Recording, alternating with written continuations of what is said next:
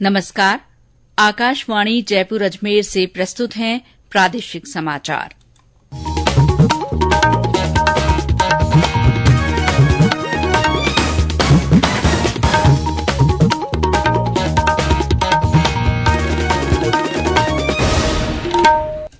मुख्य समाचार।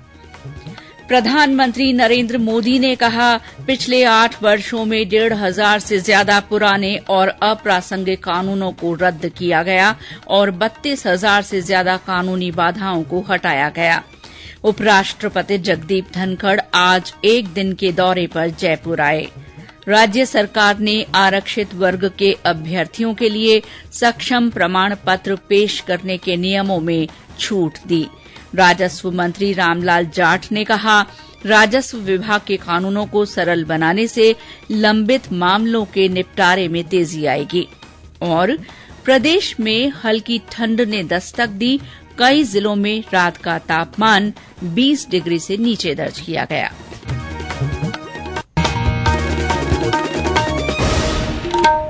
समाचारों के साथ मैं शीला चावला और अब समाचार विस्तार से। प्रधानमंत्री नरेंद्र मोदी ने कहा है कि लोगों को त्वरित न्याय दिलाने के लिए राज्यों में स्थानीय स्तर पर वैकल्पिक विवाद समाधान तंत्र को बढ़ावा देने की जरूरत है। प्रधानमंत्री ने आज वर्चुअल माध्यम से गुजरात में केवड़िया के एकता नगर में कानून मंत्रियों और सचिवों के सम्मेलन का उद्घाटन किया। उन्होंने जोर देकर कहा कि समृद्ध राष्ट्र और समाज में समरसता बनाए रखने के लिए संवेदनशील न्यायिक प्रणाली अनिवार्य है। उन्होंने कहा कि न्याय में देरी एक ऐसा विषय है जो देश के नागरिकों की सबसे बड़ी चुनौतियों में से एक है। उन्होंने कहा कि न्यायपालिका इस दिशा में काफी गंभीरता से काम कर रही है। श्री मोदी ने तेजी से मुकदमों को निपटाने में लोक अदालतों की भूमिका की सराहना की। उन्होंने कहा कि लोगों के जीवन स्तर में सुधार लाने के लिए केंद्र सरकार ने पिछले 8 वर्षों में हजारों पुराने कानूनों और अनेक कानूनी बाधाओं को हटाया है। देश ने 1,500 से ज्यादा पुराने और अप्रासंगिक कानूनों को रद्द कर दिया है। इनमें से अनेक कानून तो गुलामी के समय से चले आ रहे हैं। इनोवेशन और ईज ऑफ लिविंग के रास्ते से कानूनी अड़चनों को हटाने के लिए 32,000 से ज्यादा कंप्लायंसेज भी कम किए गए हैं। ये बदलाव जनता की सुविधा के लिए है और समय के हिसाब से भी बहुत जरूरी है। प्रधानमंत्री ने कहा कि ई कोर्ट मुकदमों का ऑनलाइन पंजीकरण और वर्चुअल माध्यम से सुनवाई से विचाराधीन मुकदमों की संख्या कम की जा सकेगी। न्याय व्यवस्था को आसान बनाने पर जोर देते हुए श्री मोदी ने अदालतों में मातृभाषा में काम करने की हिमायत की। उन्होंने कहा कि कानून की भाषा न्याय दिलाने में अड़चन न बने। केंद्रीय विधि और न्याय मंत्री किरेन रिजिजू ने न्यायपालिका और कार्यपालिका में समन्वय पर जोर दिया ताकि न्याय दिलाने में देरी न हो। उपराष्ट्रपति जगदीप धनखड़ आज एक दिन के जयपुर दौरे पर हैं। श्री धनखड़ जयपुर में भगवान महावीर कैंसर अस्पताल के रजत जयंती समारोह में शामिल हो रहे हैं। वे इस कार्यक्रम में मुख्य अतिथि हैं। इससे पहले आज दोपहर सांगानेर एयरपोर्ट पहुंचने पर राज्यपाल कलराज मिश्र ने उपराष्ट्रपति की अगवानी की और फूलों का गुच्छा भेंटकर उनका स्वागत किया। शिक्षा मंत्री डॉक्टर बीडी कल्ला ने भी उपराष्ट्रपति का स्वागत किया। रक्षा मंत्री राजनाथ सिंह ने कहा है कि देश को शक्तिशाली राष्ट्र बनाने के लिए रक्षा क्षेत्र को आत्मनिर्भर बनाना और सीमाओं को सुरक्षित रखना महत्वपूर्ण पहलू हैं। नई दिल्ली में एक कार्यक्रम में श्री सिंह ने वर्ष 2047 तक देश को एक शक्तिशाली राष्ट्र बनाने के सरकार के संकल्प को दोहराया। उन्होंने कहा कि सरकार सशस्त्र बलों को स्वदेश में निर्मित अत्याधुनिक हथियार प्रणालियां और उपकरण उपलब्ध कराने पर विशेष ध्यान दे रही है। रक्षा मंत्री ने हाल ही में आईएनएस विक्रांत को नौसेना में शामिल किए जाने का उदाहरण दिया। उन्होंने कहा कि देश के पास आधुनिक हथियार और प्लेटफॉर्म बनाने की क्षमता है। उन्होंने विश्वास व्यक्त किया कि देश अगले 10 वर्षों में आधुनिक और प्रभावी जल, थल, आकाश और अंतरिक्ष अंतरिक्ष के लिए रक्षा प्लेटफॉर्म का निर्माण शुरू कर देगा। उन्होंने कहा कि हाल के वर्षों में रक्षा निर्यात में काफी बढ़ोतरी हुई है। केंद्रीय संसदीय और संस्कृति राज्य मंत्री अर्जुन राम मेघवाल ने आरोप लगाया है कि राज्य में सत्तारूढ़ कांग्रेस के 2 खेमों में बंट जाने से विकास कार्य ठप हो गए हैं तथा महिला और दलितों पर अत्याचार की घटनाएं बढ़ रही हैं। आज अजमेर में पत्रकारों से बातचीत करते हुए श्री मेघवाल ने कहा कि कांग्रेस नेताओं के आपसी विवाद और झगड़े का सबसे ज्यादा नुकसान राज्य की जनता को भुगतना पड़ रहा है। प्रशासन के पंगु हो जाने के कारण विकास पूरी तरह से ठप है। श्री मेघवाल ने कहा कि भाजपा के लिए देश प्रथम है और प्रधानमंत्री नरेंद्र मोदी देश को मजबूत करने के लिए काम कर रहे हैं। श्री मेघवाल ने अजमेर में राष्ट्रीय शहरी स्वास्थ्य मिशन के अंतर्गत 75 लाख रुपए की लागत से बनाए गए भवन का लोकार्पण किया। बांसवाड़ा जिले के मानगढ़ धाम पर आज जनजातीय सहकार सम्मेलन आयोजित किया गया। सम्मेलन में केंद्रीय जनजातीय विकास राज्य मंत्री रेणुका सिंह, सहकारिता राज्य मंत्री बीएल वर्मा, गुजरात के शिक्षा मंत्री कुबेर भाई और विभिन्न अधिकारियों ने भाग लिया। सम्मेलन में प्रधानमंत्री वन धन विकास योजना के क्रियान्वयन पर चर्चा की गई। केंद्रीय मंत्री रेणुका सिंह ने कहा कि सबका साथ सबका विकास के तहत जन धन योजना में 47 करोड़ लोगों के खाते खोले गए हैं। सहकारिता राज्य मंत्री श्री वर्मा ने कहा कि प्रधानमंत्री वन धन विकास योजना पर प्रधानमंत्री और गृह मंत्री के निर्देशन में काम किया जा रहा है। ये समाचार आकाशवाणी जयपुर अजमेर से प्रसारित किए जा रहे हैं। राज्य सरकार ने आरक्षित वर्ग के अभ्यर्थियों के लिए सक्षम प्रमाण पत्र पेश करने के नियमों में छूट देने का निर्णय लिया है। मुख्यमंत्री अशोक गहलोत ने इस संबंध में एक प्रस्ताव को मंजूरी दे दी है। अब ऐसे अभ्यर्थी जो किसी कारण से आवेदन की आखिरी तारीख तक अन्य पिछड़ा वर्ग, अति पिछड़ा वर्ग और आर्थिक रूप से पिछड़ा वर्ग का सक्षम प्रमाण पत्र पेश नहीं कर पाते हैं, तो उनसे शपथ पत्र लेकर उन्हें भर्ती प्रक्रिया में शामिल किया जाएगा। मुख्यमंत्री के इस निर्णय से इस साल विभिन्न भर्ती परीक्षाओं के अनेक अभ्यर्थी लाभान्वित होंगे। राष्ट्र आज पूर्व राष्ट्रपति और भारत रत्न डॉक्टर एपीजे अब्दुल कलाम को उनकी जयंती पर नमन कर रहा है। राष्ट्रपति द्रौपदी मुर्मू ने राष्ट्रपति भवन में पूर्व राष्ट्रपति डॉक्टर कलाम को उनकी जयंती पर श्रद्धांजलि दी और उनके चित्र पर पुष्पांजलि अर्पित की।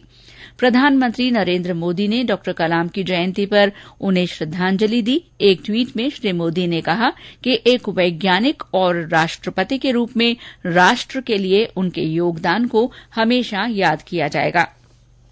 मुख्यमंत्री अशोक गहलोत ने भी डॉक्टर अब्दुल कलाम को उनकी जयंती पर श्रद्धांजलि अर्पित की। श्रीगंगानगर में एपीजे अब्दुल कलाम व्यक्तित्व विकास योजना के तहत आयोजित प्रतियोगिता में प्रतिभाशाली युवाओं और वैज्ञानिक सोच रखने वाले विजेता विद्यार्थियों को सम्मानित किया गया। सवाई माधोपुर में सरकारी स्कूलों के 10वीं और 12वीं के अव्वल छात्रों को कलाम रत्न से सम्मानित किया गया। आज राजस्व दिवस है। इस अवसर पर प्रदेश में विभिन्न कार्यक्रमों का आयोजन किया जा रहा है। जयपुर में राजस्व विभाग की ओर से वीडियो कॉन्फ्रेंस के जरिए आयोजित राज्य स्तरीय कार्यक्रम में राजस्व मंत्री रामलाल जाट ने कहा कि राजस्व विभाग के कानूनों में संशोधन और सरलीकरण किया गया है। इससे लंबित मामलों के निपटारे में तेजी आएगी और आमजन को इसका सीधा लाभ मिलेगा। इस मौके पर राजस्व मंडल के अध्यक्ष राजेश्वर सिंह ने कहा कि राजस्व के लंबित मुकदमों की संख्या में लगातार कमी आ रही है। उन्होंने कहा कि ज्यादा से ज्यादा संख्या में राजस्व मामलों के निपटारे के लिए जरूरी है कि जिलों में पीठासीन अधिकारी नियमित रूप से न्यायालयों में बैठें। कार्यक्रम में विभाग के अधिकारियों और कर्मचारियों का उत्कृष्ट सेवाओं के लिए सम्मान किया गया। चूरू जिले में राजस्व दिवस पर विभिन्न विभागों के अधिकारियों और कर्मचारियों को सम्मानित करने के अलावा जिला कलेक्ट्रेट परिसर में पौधे लगाए गए। बूंदी, चित्तौड़गढ़ और बाड़मेर में भी कर्मचारियों और अधिकारियों को उत्कृष्ट कार्यों के लिए सम्मानित किया गया। खाद्य सुरक्षा विभाग की ओर से राज्य में दीपावली के अवसर पर मिलावटी खाद्य पदार्थ बेचने वालों के खिलाफ कार्रवाई में तेजी लाई गई है। सभी जिलों में प्रशासन के सहयोग से स्वास्थ्य विभाग की टीमें बड़े पैमाने पर खाद्य वस्तुओं के नमूने लेकर उनका परीक्षण करा रही हैं। साथ ही खाने के लिए असुरक्षित खाद्य पदार्थों को जब्त किया जा रहा है। ऐसे व्यापारियों के खिलाफ खाद्य सुरक्षा अधिनियम के तहत कार्रवाई भी की जा रही है। खाद्य सुरक्षा आयुक्त सुनील शर्मा ने आकाशवाणी को बताया कि अब नागरिक भी असुरक्षित और अशुद्ध पदार्थ बेचने वालों की सूचना विभाग को दे सकते हैं।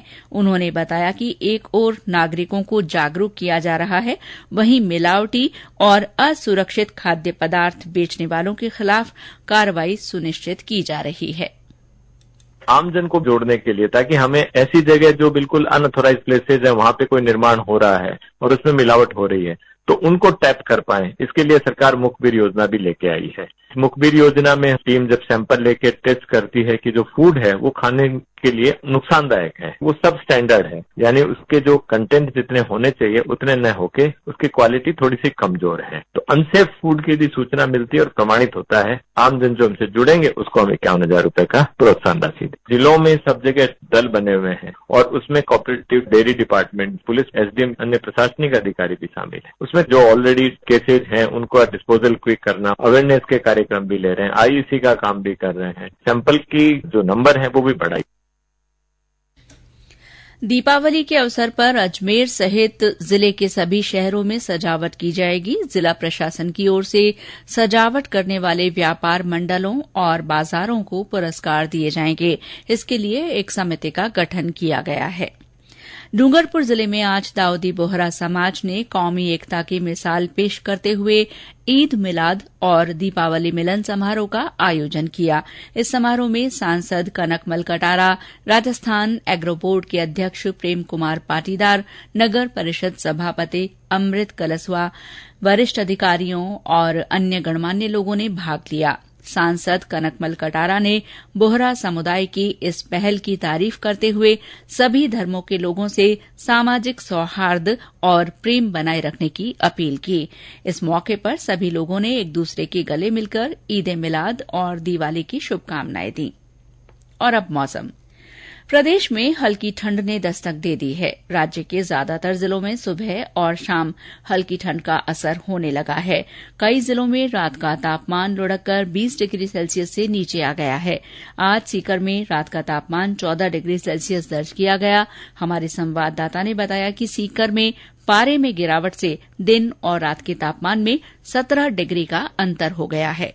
सीकर जिले में रात का तापमान में भारी गिरावट आई है और मौसम ठंडा हो गया है। रात दिन के तापमान में 17 डिग्री सेल्सियस का अंतर हो गया है। लंबे समय तक मानसून के सक्रिय रहने और मानसून की विदाई के बाद लोकल चक्रवात से बारिश होने के कारण अप्रत्याशी नमी बढ़ी है। जिले में बिजली की खपत में भी कमी आई है। इधर किसानों ने रबी की फसल की बुआई भी शुरू कर दी है। पाल मुकुंद जोशी, आकाशवाणी समाचार, सीकर।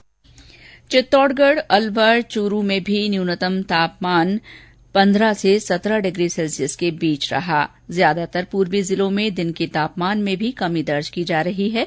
मौसम विभाग ने अगले 5-6 दिन इसी तरह का तापमान रहने की संभावना जताई है। और अंत में मुख्य समाचार एक बार फिर।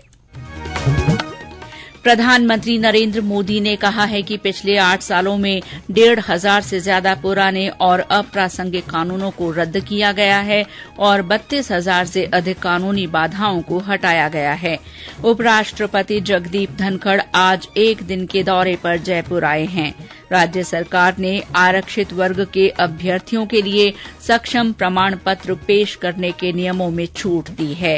राजस्व मंत्री रामलाल जाट ने कहा है कि राजस्व विभाग के कानूनों को सरल बनाने से लंबित मामलों के निपटारे में तेजी आएगी।